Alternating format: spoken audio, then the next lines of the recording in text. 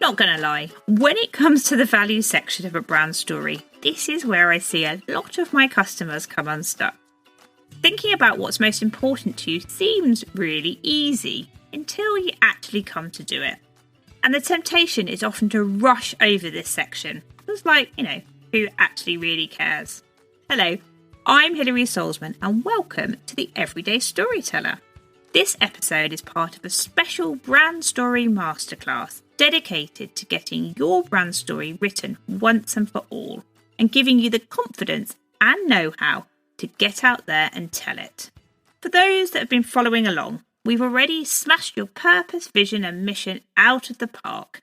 Now it's time for your values. And yes, people do really care about them and they do really matter.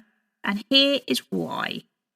A good brand story not only gives your audience an idea of who you are as a person, but maybe more importantly, also tells them something about themselves.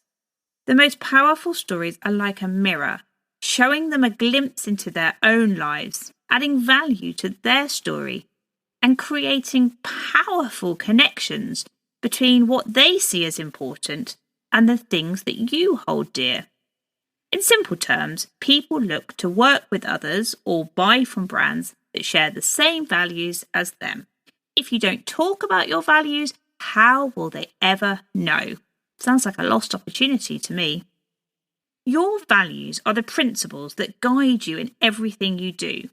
And if you have people working for you or plan to bring them on board in the future, they also guide what you expect from others. So, to help you write the values part of your brand story, here are my top tips. Number 1, be true to yourself. This means not saying what you think others want or expect to hear.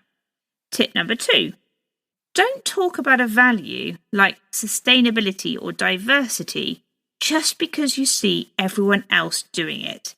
It will trip you up. You have to believe in your values. You have to really live them day in and day out.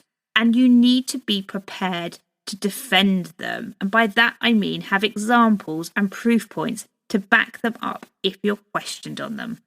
Tip number 3, dig deeper beyond the obvious. Being honest, transparent, fun, or working with integrity are all fine. But do those words really mean something to you personally? If not, have a think about injecting a bit of your own personality. And that leads me to tip number 4. Think about how you can say what you really mean with different, maybe more creative words in line with your own brand style. You really can have fun with it.